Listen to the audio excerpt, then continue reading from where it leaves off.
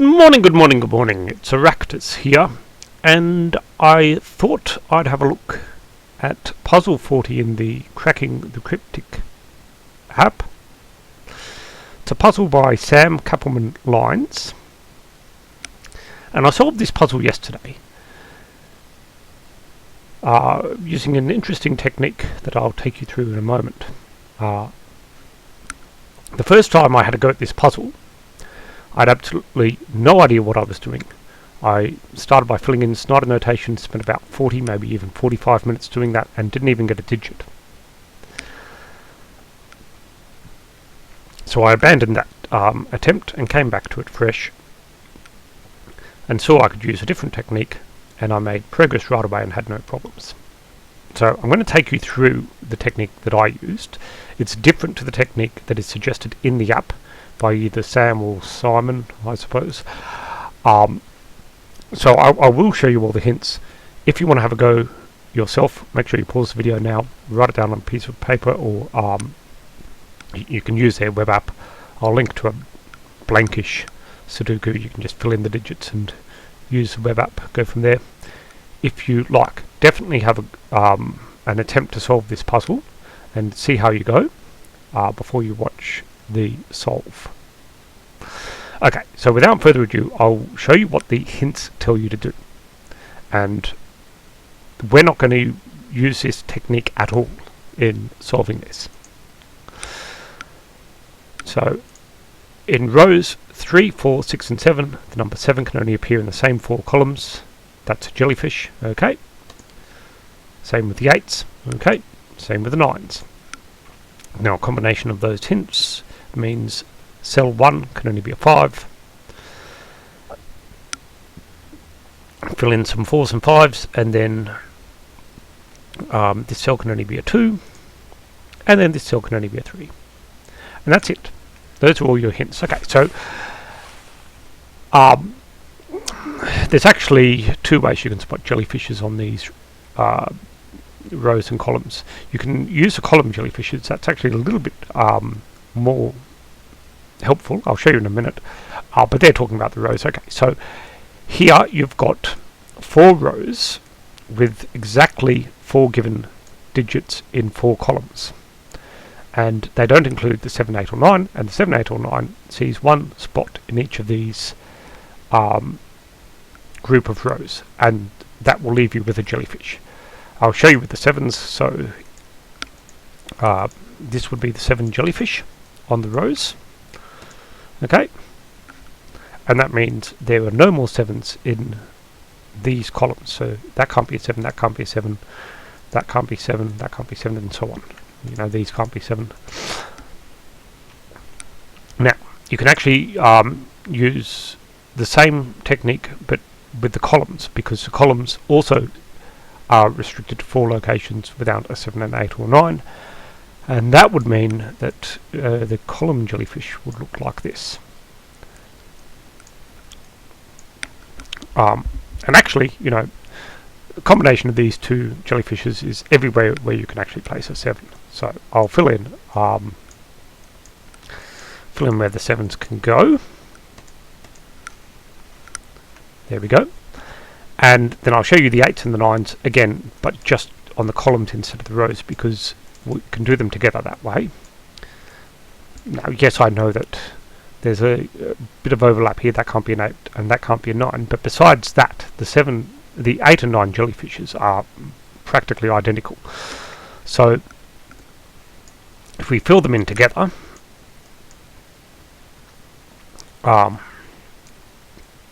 like that, 8, 9, and then we just remove what the 8 and the 9 can see. So the 9 can see that, the 8 can see that.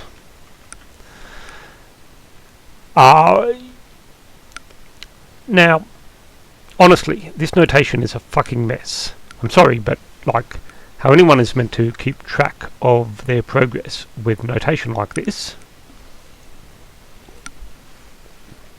is absolutely beyond me.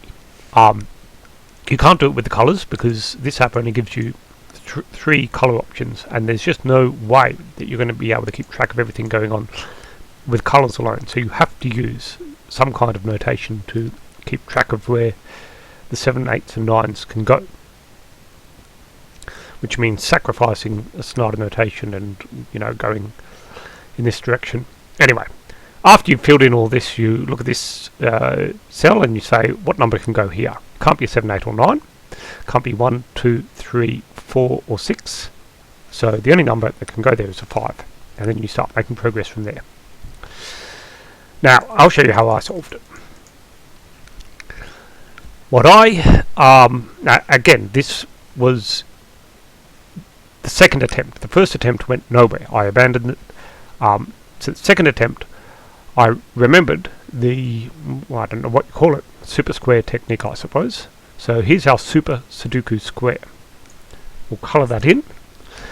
Now, with this technique, what you need to know is that this super square that goes around the central 3x3 square, all of the digits on it must map exactly to the 2x2 corner regions of the puzzle. So I'll colour them in so you know what I mean. All of these digits must map to these digits exactly. Okay. So what do I mean by they map exactly? Well, I mean if we've got 2 1s, we must find 2 1s in these corner regions. We've only got 1 at the moment, so we have to place another 1 somewhere. So that's an example. Here we don't have a 7, 8 or 9 yet, but we've got 7, 8 and 9 down here. So they have to go into these blank cells in some order. Okay. I'll colour in what we've already got given. So this 1 can map to that 1, that 2 can map to that 2, that 2 can map to that 2, this 6 can map to this 6, this 3 can map to this 3. Okay. That's what we can map right at the start. So we know we still need to find 1, 2, 3 5s. We need to find 3 5s. We need to find 2 4s. We need to find a 6. We need to find a 1. 7, 8 and 9 needs to be found here in some order. I'll write those into those blank regions. Now we're not using Snyder notation at the moment. We're just going to use a Supersquare notation. Supersquare logic. How about that? Supersquare logic for the moment. I'll switch over to something more standard once we've used up the clues the Supersquare gives us. Okay, so we know 7, 8 or 9 has to be here in some order here. And the first question I want to ask is, we know that we've got a 7, 8 or 9 in some order in these blank cells, but we've also got a mystery digit. So what can our mystery digit be? Well, we know that the mystery digit cannot be a 5 because 5 sees all of those blank cells. So our mystery digit, and the first question I would ask after that is, can our mystery digit be a duplicate 7, 8 or 9?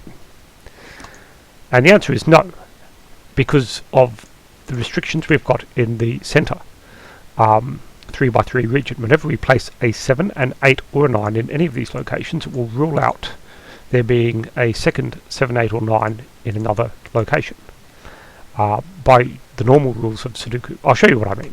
If this was a 7, that would not be able to be a 7. It sees this 7. Where does the 7 go in this central square now? Well, can't go in the central column, so it must go in the central row. And that rules out a 7 from here and a 7 from here. So your 7 would be in one of those locations, and therefore that can't be 7. So you can see that no matter where I was to place a 7, an 8 or a 9, it will rule out there being a second 7, 8 or 9. So we've restricted what our mystery digit can be quite a bit. Can't be a 5 and it can't be a second 7, 8 or 9. So we've actually now mapped these theoretically to exactly one location each here.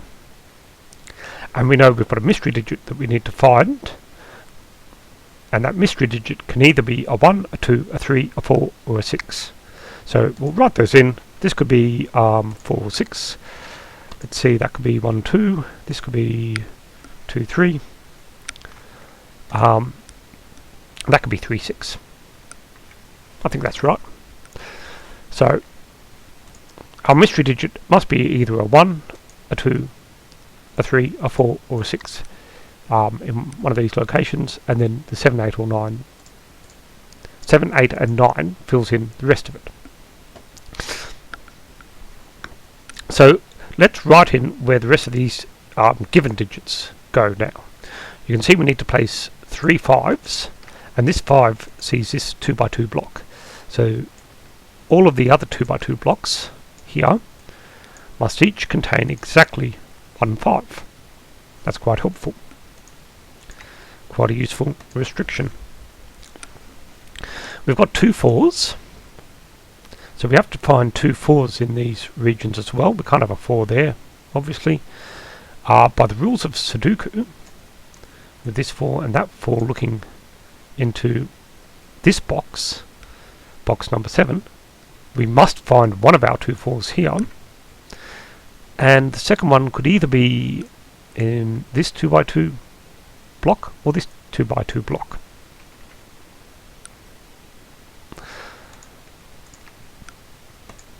Fours have been used. Where could we find a 1? Well, that one rules out there being a 1 in that block, obviously, and in that cell. This one rules out there being a 1 in that block. So our 1, we have to find it either here or here.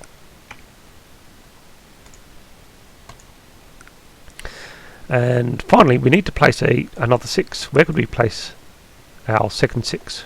Can't be there. So it could be there, don't see why not, could be here, and could be in either of those locations. Okay, so we've now used up all of those clues. The only thing we don't know yet is what our mystery digit is, or where the mystery digit goes. But we've filled in, mostly where things can go. I'll just make that all one colour now, so we don't get a complete headache looking at this at this strategy. Now that we've filled in all of those locations, we look at this cell and we say, can this be our mystery digit? Our mystery digit is either a 3, a 4, a 6, a 2, or a 1. Well, it sees 1, 2, 3, 4, and 6. And remember, we can't have another 7, 8, or 9 in one of these 2 by 2 regions, so this cell can only be a 5. And we're away. We've got now the 5s placed. And we can look at this cell here, because remember we need 2 4s. And what happens if this cell was a 4? Well, if this cell was a 4, by the rules of Sudoku, that cell would have to be a 4. But remember, we needed to place a second 1, and now we don't have any cells left to place a second 1 in these 2 by 2 corner regions. So this cell cannot be a 4. Cannot be a 4. We need to place 2 4s. We've got 2 4s here. One of them must be found in that cell. The only other place to find a 4 is here, so that must be a 4. We have to place a 6. That's now the only place we can place our second 6. And we're away. All of a sudden what looked like we were never going to make easy progress, we've made quite a bit of progress. So let's have a look and see what else we can fill in right off the bat. 5s were almost complete, weren't they? So where can a 5 go along the central row? Can't go there, can't go there, can't go there, can't go there. There's our 5. Central column, not there, not there, not there, not there. There's our 5. What about in this cell? Where does the 4 and the 6 go? 4 and the 6 are looking across here. That restricts 4 and 6 to here, because this cell cannot be a 4, remember. So what would we have here? We would have well, that sees a 6. We've got a 6 here and a 4. We still have to place the 7 and the 8, and the 7 and the 8s always have to be on the outside of these 2x2 regions. So the 7 and 8, we know what order they go in here. And that's quite a good restriction. 4, 6, we now know that that cell can't be a 4 or a 6. It can only be 7, 8 or 9. That's now 7, 8, 9 triple. 7, 8, 9, that can't be 7. That'll force this to be a 7. And we're away. Let's tidy up this notation, turn it into more standard cell logic notation so that we just have candidates written in now. 7 in the central square has to go here. This cell sees a 3, 4, 5, 6, 7. It sees an 8 and a 9 somewhere on this outside, so it can only be a 1 or a 2. And we could even write in, if we want, where all the digits can go in this region. That could be a 2, that can be 7, and at the moment these can all be 8, 9. There we go. That's not all that useful at the moment, but hopefully it gets a little bit more fruitful later on. That has to be a 1. Last spot in that block for a 1. Let's see.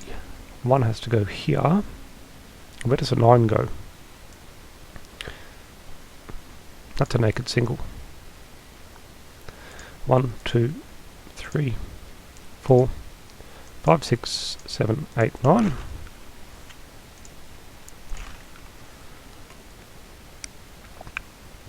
Oh yeah, we should have put in, we've got a 3, 6 here. Makes that a 7, 8, 9 triple. And that can't be an 8.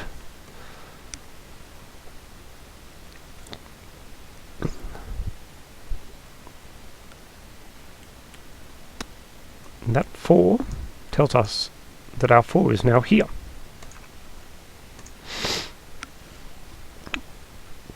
Now all of a sudden we have some real restrictions happening for there. So what does that mean? Well, it means we took out the last spot we could place a 1. So our duplicate can no longer be a 1. It can't be a 2 either. That sees a 2. And therefore it must be a 3. And that's where the 3 goes. So we reduced that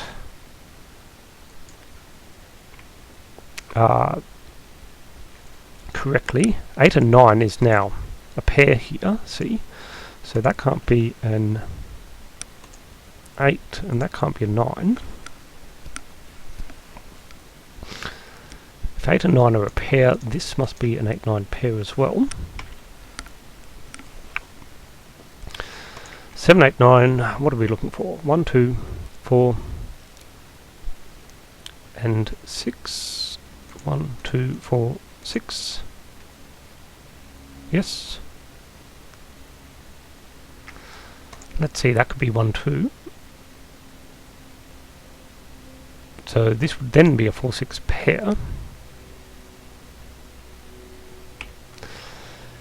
In some order. Oh, there's a 4, yes, thank you. 4, 6, 1, 3, 3, 6. What will be missing here? An 8. 2, 7 here. Ah, not sure yet. Why don't we look up the top here? There must be more we can place. 6. 6 goes there.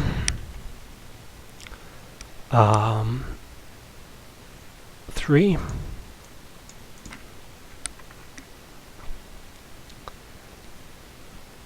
That's a 7, 8, 9 triple.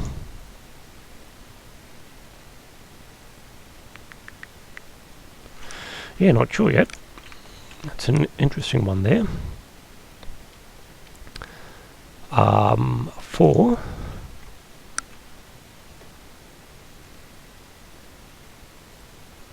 And 1.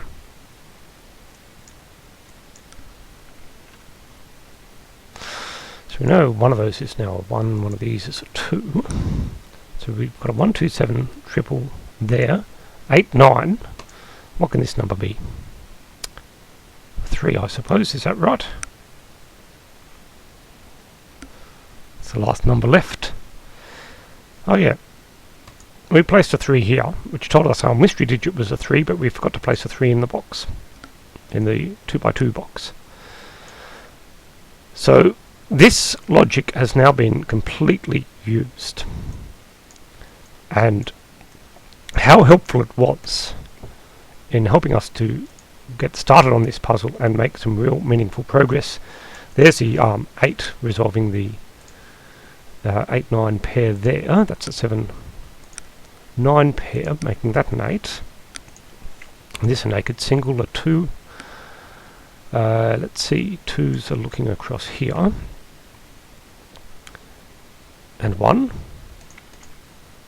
Which makes that 2, 1, 7, 2, 7. 8, 9, we still don't know yet, do we? Down the bottom, 1, 2, 3, 4, 5, 6, 7, 8, 9. There's, no, 8 goes here. So does 9. That would be a 7, therefore. 7, 8. 1, 2, 3, 4, 5, 6, 7, 8. Oh dear. I've broken the puzzle.